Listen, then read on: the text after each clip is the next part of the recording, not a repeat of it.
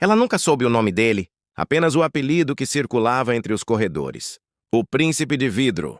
E mesmo limpando o chão onde ele pisava, jamais imaginou que o homem mais inacessível da cidade estava prestes a aprender a amar. Por causa dela.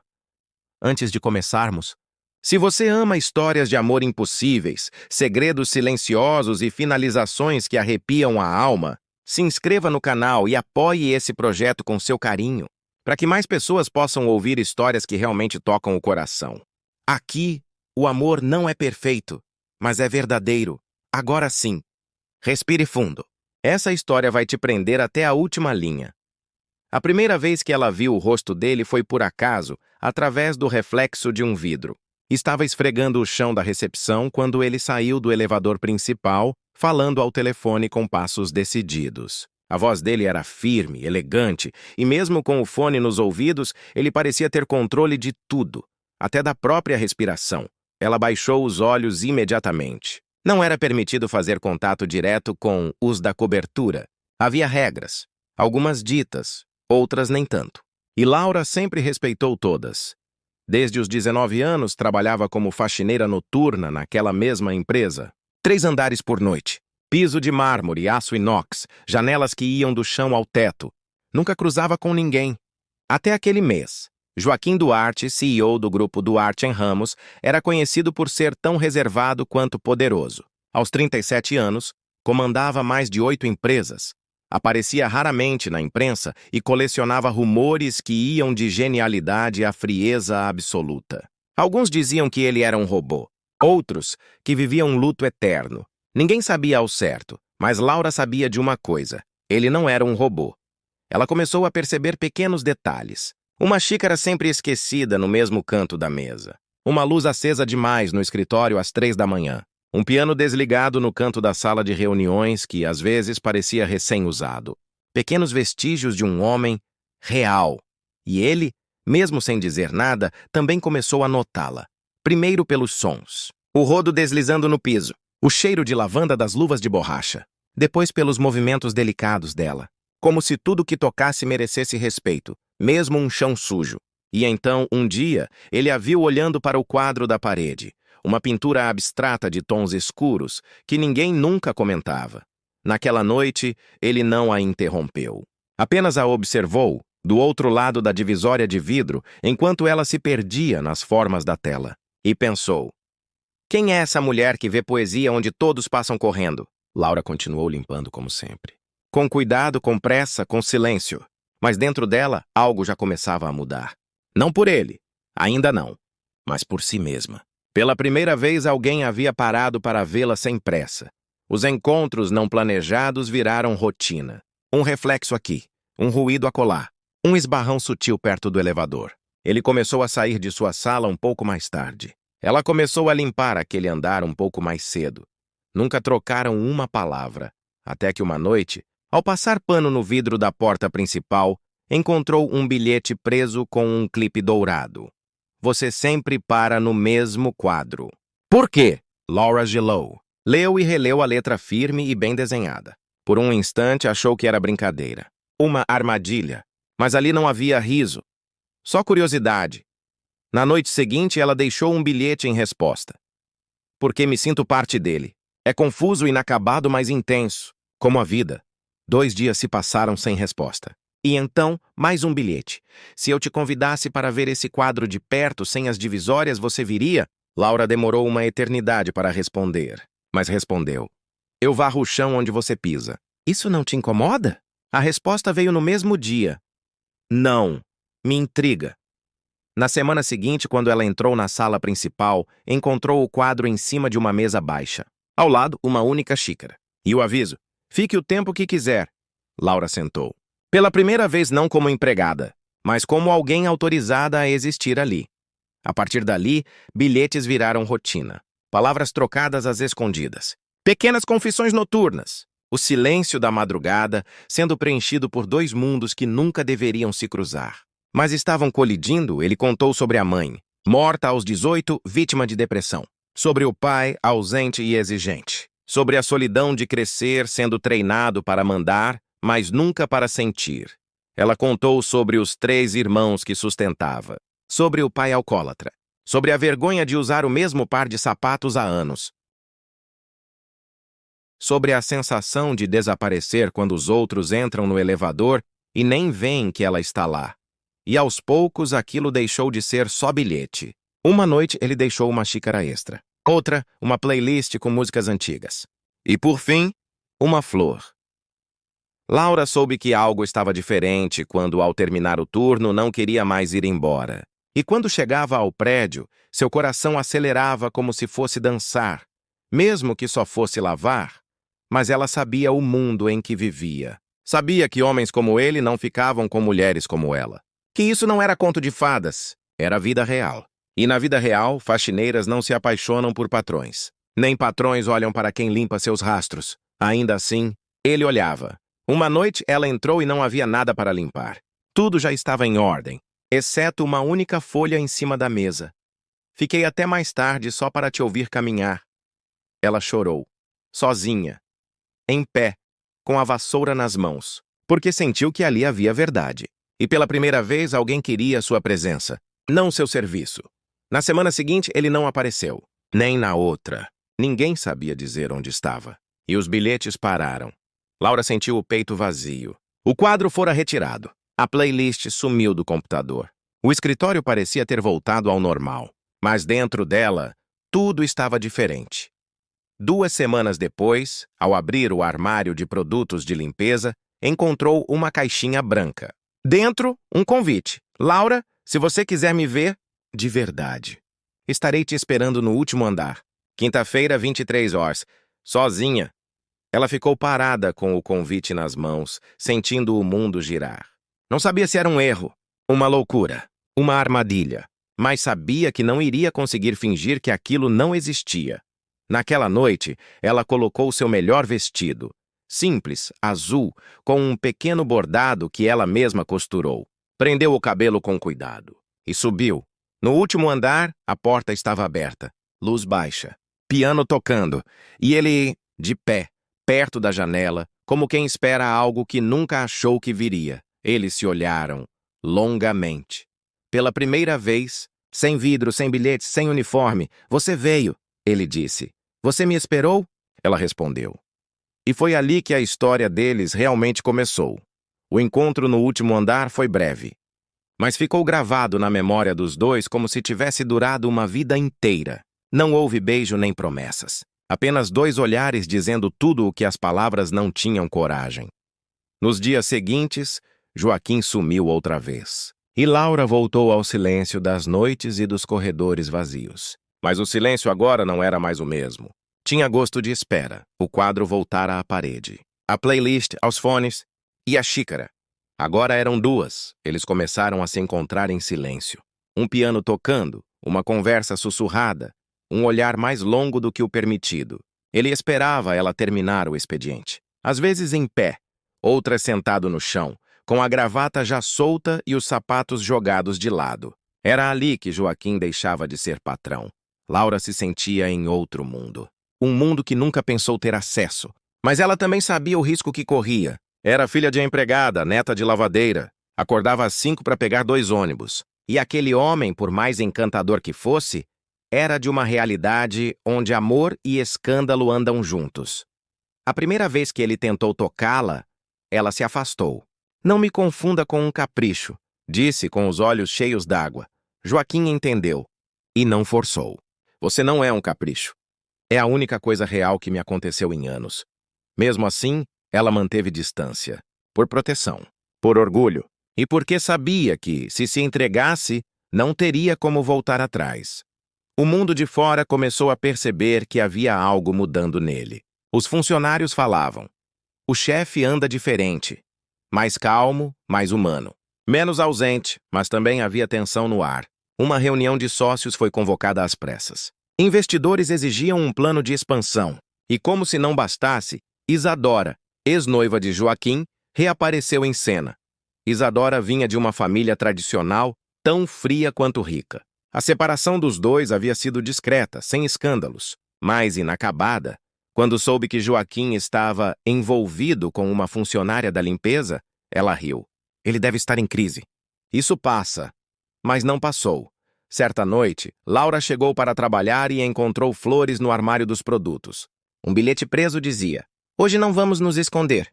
Me encontre na cobertura às 23 horas." Ela quase não foi. Tremeu por dentro. Mas foi. Encontrou Joaquim sentado ao piano, terno aberto, mãos nervosas. "Quero te mostrar onde eu moro", ele disse. "Quero te mostrar que não tenho nada a me esconder. Você tem uma reputação a zelar. E você tem medo de perder tudo. Eu nunca tive nada para perder. Tem a si mesma. E isso é tudo." Naquela noite, pela primeira vez, ela se deixou tocar. Com delicadeza, sem pressa, com entrega. E ali, entre almofadas, copos de vinho e olhos úmidos, Laura e Joaquim deixaram de ser mundos opostos. Viraram um só instante. Nos dias seguintes, o romance virou segredo oficial. Só os dois sabiam. E isso os fazia rir. Cúmplices, jovens, intensos. Mas o mundo lá fora não perdoa o improvável. Luciana, colega de faxina, viu Laura saindo da cobertura numa manhã. Não disse nada de imediato, mas guardou aquilo como quem segura uma arma. No escritório, um estagiário comentou com o outro: "O chefe está estranho. Será que está namorando?" O outro respondeu: "Duvido. Ele não é de gente normal." Joaquim e Laura começaram a se encontrar fora do prédio. No carro, em parques afastados, numa casinha que ele alugou no interior, só para tê-la longe dos olhares. Ela resistia. Ele insistia. "Por que não podemos assumir?" Ele perguntava. "Porque sua empresa vale milhões. E eu valho um salário mínimo. Você vale meu mundo inteiro." Mas havia algo que nem ele sabia. Laura guardava um segredo anos atrás. Ela fora processada por agredir o próprio pai, que tentara abusar da irmã caçula. Ela foi presa por 2 noites. O caso foi abafado. Mas existiam registros, Joaquim não sabia disso, e ela morria de medo de que ele descobrisse da pior forma. Isadora, por outro lado, começou a investigar. Com dinheiro e ego ferido, vasculhou cada detalhe da vida de Laura, até encontrar a ficha policial. Numa manhã fria, Laura foi chamada à sala da diretoria. Não por Joaquim, mas por outros executivos. Havia um dossiê em cima da mesa. "Você é um risco para a imagem da empresa", disseram. "E, francamente, não temos obrigação de manter esse tipo de pessoa aqui." Laura tentou falar, mas sua voz travou. Apenas pegou o uniforme e saiu, sem choro, sem escândalo. Joaquim descobriu horas depois. Invadiu a reunião dos sócios e pela primeira vez gritou: "Ela salvou a irmã de um monstro! E vocês a punem por isso? Você está comprometendo o império da sua família por uma empregada." Ela não é uma empregada. É o que me resta de verdade nesse lugar. Mas nada adiantou. O conselho o pressionou. A mídia começou a circular boatos. Um artigo vazado dizia: "CEO envolvido com ex-detenta." Laura sumiu. Mudou de cidade. Cortou o contato.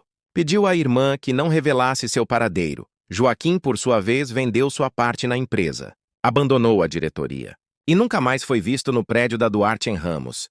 Durante um ano inteiro, os dois viveram realidades opostas. Laura como atendente de uma pequena livraria. Joaquim viajando, escrevendo, tentando se refazer. Mas nunca se esqueceram. Um dia, ela encontrou um envelope dentro de um dos livros da loja. Era um volume antigo de poesias. No meio das páginas, um bilhete com a letra que ela jamais esqueceria. "Se você ainda pensa em mim quando escuta aquela música, estarei no mesmo lugar onde te vi pela primeira vez. Quinta, 23 és." Ela chorou, riu, e odiou aquele sentimento que renascia dentro do peito. Mas sabia que iria. Naquela noite subiu até o topo do prédio. Agora como visitante, e lá estava ele, envelhecido, magro, mas com o mesmo olhar.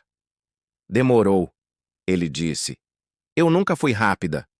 Ela sorriu. Ele estendeu a mão. Ela não hesitou, e diante do quadro antigo, dos bilhetes esquecidos e do piano mudo, eles se olharam uma última vez. Não como patrão e empregada, mas como 2 corações que resistiram ao mundo. O silêncio entre eles era carregado de tudo o que não foi dito. Ali, frente a frente, não estavam apenas 2 pessoas marcadas pelo tempo. Estavam 2 mundos inteiros que tentaram se esquecer. E falharam miseravelmente. Joaquim a olhava com aquela urgência contida de quem não sabia se ela diria sim, se ela o abraçaria ou o deixaria ali, sozinho, naquele topo de vidro, onde um dia ela varria o chão e ele escondia a alma.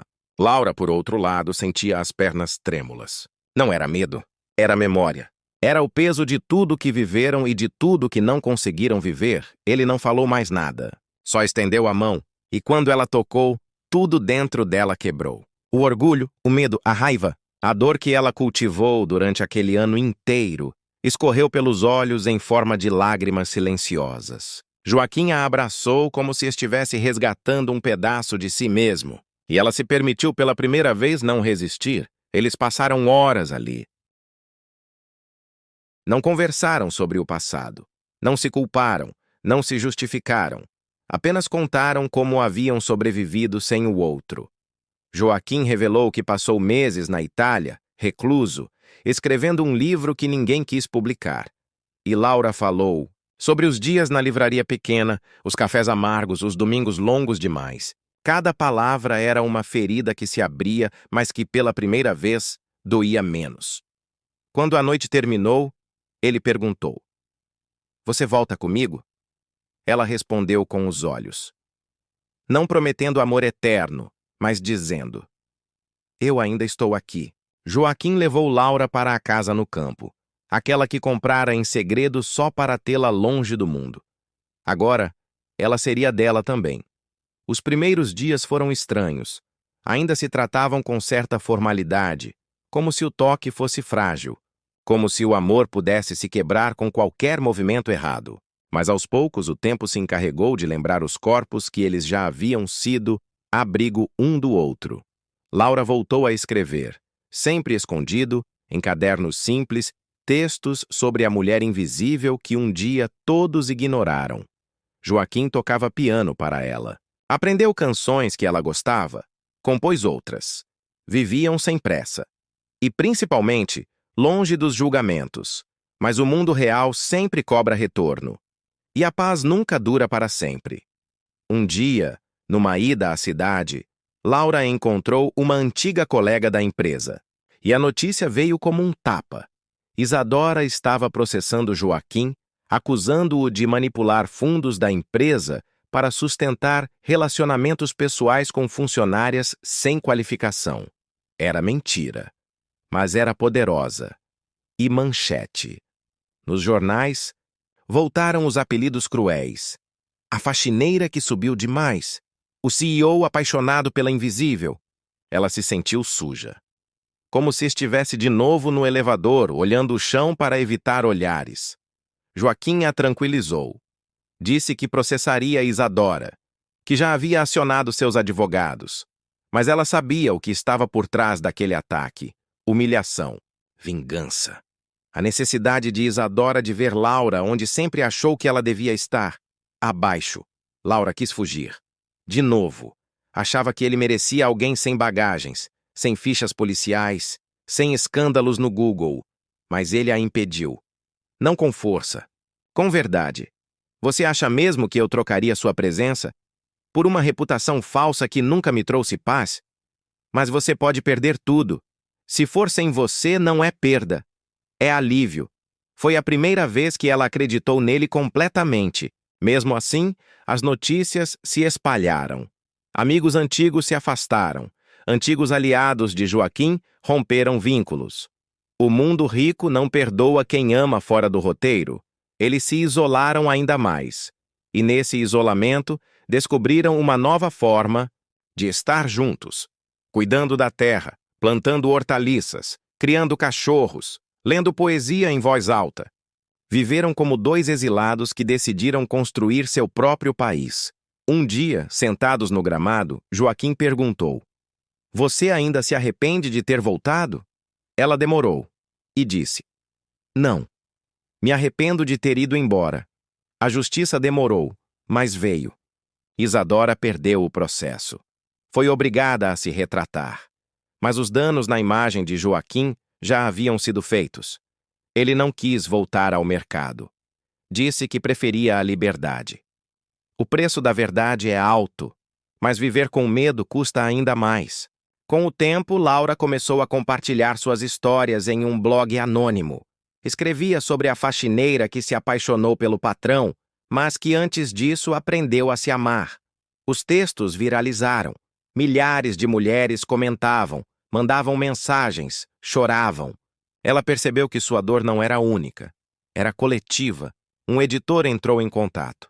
Queria transformar o blog em livro. Ela hesitou. Mas Joaquim disse: "Deixa o mundo te ouvir." O livro foi lançado sob pseudônimo. Virou um sucesso. E sem que soubessem, a Faxineira Invisível virou autora best-seller. Mas nada disso importava tanto quanto os domingos de sol no quintal, ou os silêncios compartilhados ao som do piano. Anos se passaram. Não se casaram oficialmente, mas viviam como se cada manhã fosse um novo voto, e nunca deixaram de deixar bilhetes. Em cada aniversário, ele escrevia uma nova frase e colocava dentro da mesma xícara que um dia ela limpava no escritório. E ela guardava todos, como se fossem pequenos pedaços de eternidade. Quando Joaquim ficou doente, Laura não saiu do lado dele. Cuidou com as mesmas mãos que um dia esfregaram pisos frios. Com o mesmo carinho com que um dia hesitou em tocar nele, ele partiu em uma manhã silenciosa, segurando sua mão, sem dor, com os olhos abertos, sorrindo.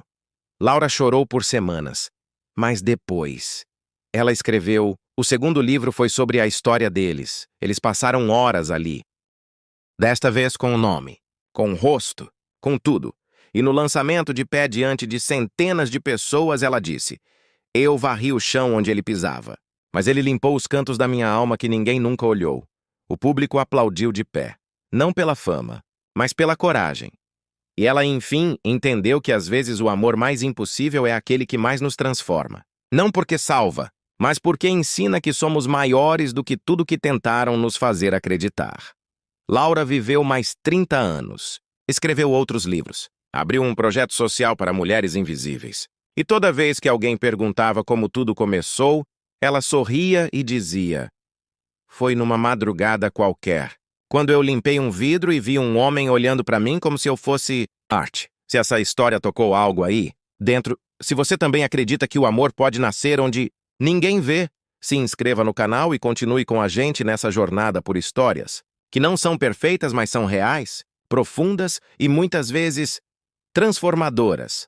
Aqui, cada narrativa tem alma, e cada alma, uma história que merece ser contada.